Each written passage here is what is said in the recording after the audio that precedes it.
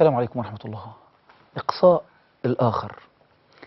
الحقيقة لو أقول لكم على حجم التعليقات اللي بتيجي على مقالات كتير من الكتاب المحترمين والمفكرين المجتهدين اللي بيطرحوا آراء ووجهات نظر، بيجي شكل التعليق إزاي؟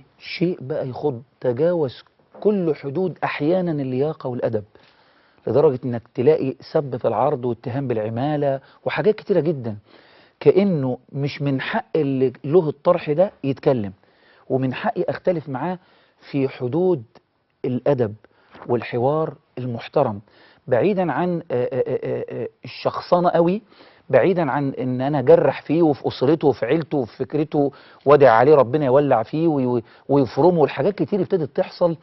وبدأنا، يمكن كنت قريت مقال لواحد اسمه ماهر زكي قاعد في الصين، الحقيقة اسمه كده انتقال من بلطجة النظام إلى بلطجة الثورة.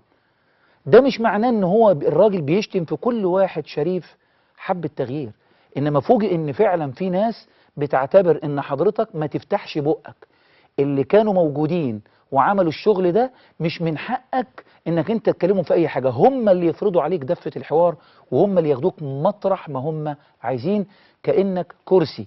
ودي كان نفس عيوب النظام السابق بحذافيره، كأننا بنقتنص من النظام السابق أسوأ ما فيه، مع ان المفروض ان الثورة جت تحررنا وتخلينا نتحاور باحترام وبأدب.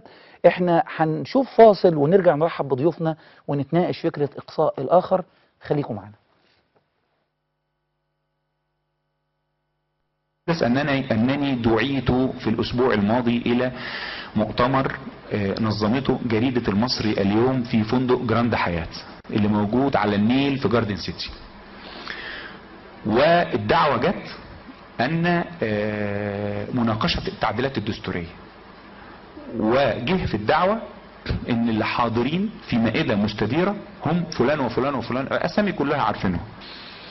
وفوجئت في القاعة ان احنا موجودين على مائدة مستديرة جوه في قاعة في جراند حياة قاعد فيها حوالي مثلا ما يقلش عن 1000 أو 2000، وقاعدين ومتفاعلين جدا. وانا لمحت في اللي قاعدين ناس معظمهم اعرفهم، يعني كلهم شخصيات محترمة جدا، وانا علاقتي بيهم علاقة شخصية جدا واعرفهم كويس قوي.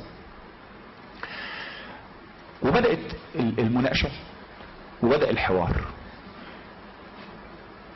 كل الآراء بلا استثناء بتتكلم بشكل متشنج جدا على فكرة التعديلات الدستورية، وعايزة إلغاء الاستفتاء والعودة مرة أخرى إلى فكرة وضع دستور جديد الآن. وهذا رأي محترم، وفي ناس في القاعة قالته وأنا بحترمه وأحطه على راسي، بس انا متفهم اللي قاله او الاخت اللي قالته، انا متفهم دوافعك ومتفهم انت بتفكري شايفه ان مصلحة الوطن من هذا الباب، وانا شايف ان مصلحة الوطن من هذا الباب، وبالتالي في الاخر هنتفق يعني. وانا كنت معتقد ده، لان معظم اللي كانوا قاعدين واللي كان عيني بتقع عليهم اما ان هم كانوا زملائنا في مظاهرة من المظاهرات واتضربنا سوا، او معتقل وكنا في زمايل في المعتقل، يعني كلهم زملائنا واصدقائنا واصحابنا، وانا كنت سعيد بالقعدة معاهم يعني. جميع الآراء متعصبة جدا ومتشنجة جدا، وانا قدرتها وقلت مفيش مشكلة. وانا بدأت اقول رأي مخالف للرأي اللي بيتقال، بدأت اقول انني مع التعديلات الدستورية، بس انا قلت الكلمة من هنا والقاعة اتقلبت شتيمة، اطلع بره، اسكت، ما عدتش تكمل، انت مين اللي جابك، كلام من جوه القاعة انا مش عارف طالع منين. عارفين الطوب اللي بيطلع كده، الطوب محدش عارف مصدره. انا لدرجة ان بعض الناس المحترمين اللي كانوا قاعدين زي حاتم خاطر وزي طارق الملط وزي يعني ناس كتير بدأوا يتخانقوا مع الشباب دول اللي بيتكلموا، يقولوا ايه قلة الادب اللي انت بتعملها دي، ايه ده، انت سيبوا يكمل رأيه. يعني الناس اللي قاعدين دول كلهم يا جماعة هم الناس اللي انا قضيت حياتي معاهم دفاعا عن الحلم الديمقراطي. ازاي اقول رأيي من غير ما اتقهر، وازاي اقول رأيي من غير ما يتخذ ضدي اي اجراء، وازاي اقول رأيي من غير ما اعتقل. وكلنا كنا بنحلم باليوم اللي نقعد فيه كل واحد يقول رأيه.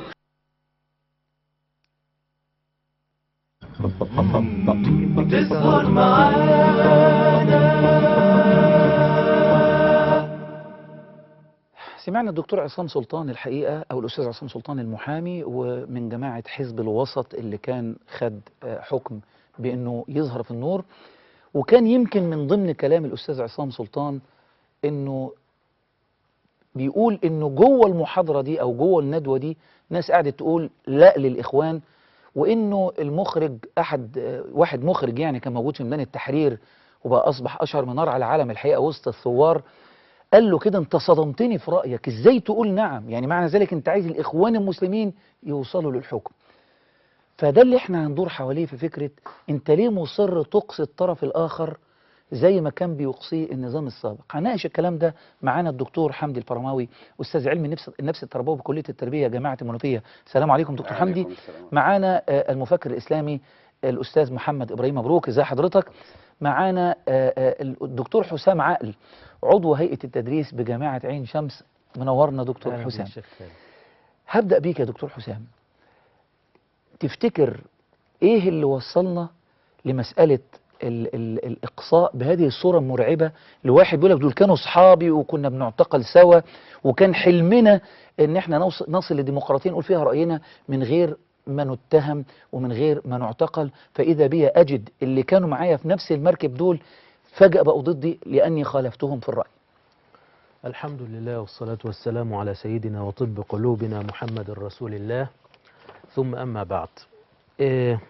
أظن أن الثوار الذين خرجوا إلى ميدان التحرير خرجوا ليكون مستقبل مصر رهينا بالصندوق الزجاجي الشفاف، وبالتالي أظن أنه من آكد مطالب الثورة أن تكون هناك حرية وأن تكون هناك عدالة.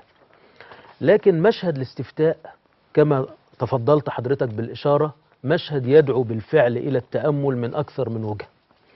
هو مشهد كان كفيلا بغربلة المواقف وبعملية فرز وتصنيف واختبار جدي لحقيقة المواقف التي قدمت.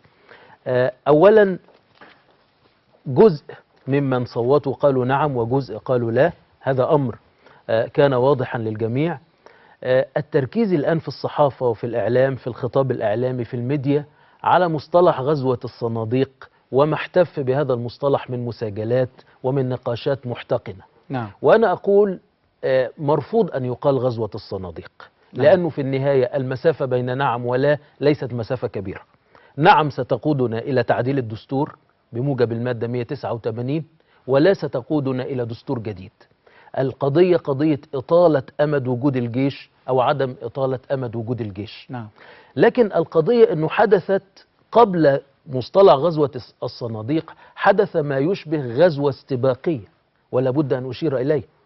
كان هناك حشد إعلامي، وأنا أحيي من هذا المنبر صحيفة اليوم السابع لأن تغطيتها لهذه المسألة كان فيها كثير من التوازن.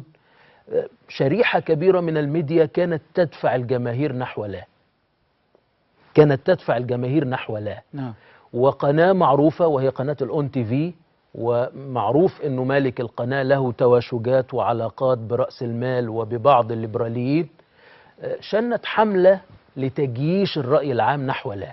نعم. ووصل الأمر في بعض الأحيان إلى نشر صفحات كاملة في بعض الصحف المعروفة المقروءة قولوا لا، ومسجات على الموبايل. إذن كان هناك منذ البداية حشد نحو لا. كان من الطبيعي وبمنطق الفعل ورد الفعل أن يكون هناك حشد آخر نحو نعم. نعم. أنا لا أبرر لهذا ولا لذاك، لأنه في الشورى، وإحنا بقى هنتكلم عن الفقه السياسي الحقيقي، ويمكن الأزمة دي ستلد فهما جديدا لهذا الفقه السياسي. الشورى اجتهاد إنساني، والاجتهاد الإنساني هنا يتعلق بمصلحة مرسلة. يعني لا نقول إنه نعم تفضي إلى الجنة أو لا تفضي إلى النار، ولا نقول العكس. نعم. هذا اجتهاد سياسي وهذا اجتهاد سياسي. قد يمكن للمستقبل أن يقول إن هذا الاجتهاد الأول كان في المسار الصائب أو هذا الاجتهاد كان في المسار الصائب. نعم. لكن نحن بإزاء اجتهاد سياسي يتعلق بمصلحة مرسلة لا علاقة لها لا بالجنة ولا بالنار، ولا علاقة لها بفكرة الرأي الشرعي. أنا لو تصورت نفسي خطيبا فوق منبر سألزم الناس بشيء واحد. نعم. أن يتوجهوا إلى صندوق الانتخاب. نعم. بموجب أن هذه شهادة لمرشح أو شهادة لفكرة، وأقيموا الشهادة لله. نعم. لكن أن نقول قولوا نعم أو قولوا لا ليست هذه مهمتي. لكن أنا أقول المتلقي يستطيع أن يقرأ ويستطيع أن يستبصر بالظروف والرؤى السياسية ثم يقرر في النهاية حقيقة الأمر. بس حضرتك قلت حاجة يا دكتور حسام مهمة قوي، قلت إنه الشحن اللي حصل من لا بهذه الصورة وإعلان يمكن قاد إلى بعض رد الناس فعل. أكيد زي ما حضرتك قلت إنه برضه لكل فعل رد فعل. لا، احنا لدينا شواهد، نعم. وعشان كده انا بأحيي صحيفة اليوم السابع لانها توشك ان تكون الصحيفة الوحيدة التي عرضت الامر وقرأت الظروف والسياقات نعم. على حقيقتها. نعم. بعد حشد الميديا حدث يعني بدأ نوع من تديين فكرة نعم او تديين فكرة لا، كويس. وده موجود على الجانبين، وأضع كلمة الجانبين بين قوسين مهم. نعم. لأنه يعني حدث في مدينة كالأقصر مثلا، احنا شفنا أتوبيسات بالكامل موجهة من الكنيسة، وفي هذه الأتوبيسات قساوسة ورؤوس في الكنيسة، وبدأوا يوجهون الناس إلى لا. جميل. وبدأت هذه السيارات أو الأتوبيسات تتحرك وتصل إلى مقر اللجان منذ 8 صباحا، وأنهت فعاليتها وأعمالها في 12:00 ظهرا. لو حضرتك نظرت إلى مناطق محددة زي مثلا جاردن سيتي أو الزمالك أو بعض مناطق شبرا، وصلت لا فيها إلى نسب مرتفعة بهذا التجيش. إذا أنا أقول، وهنا أنا لا أبرر لمن قال أو تكلم عن غزوة الصناديق، يقينا المصطلح غير موفق، ويقينا أيضا نحن لسنا بإزاء معركة عسكرية أو معركة حربية، نحن بإزاء رأي سياسي قد يكون له مؤيد وقد يكون له معارض. نعم. وهنا أنا أقول أو أستشهد بشيء واحد، لأنه بعض الناس يسألوننا عن هذا الأمر. في غزوة استباقا لغزوة أحد كان هناك رأيان، وحضرتك تعرف هذا جيدا. نعم. رأي يقول بالخروج لملاقاة المشركين، ورأي يقول بالبقاء. نعم. والنبي صلى الله عليه وسلم أنفذ الرأي الذي رآه غالبا وهو نعم. الخروج. نعم.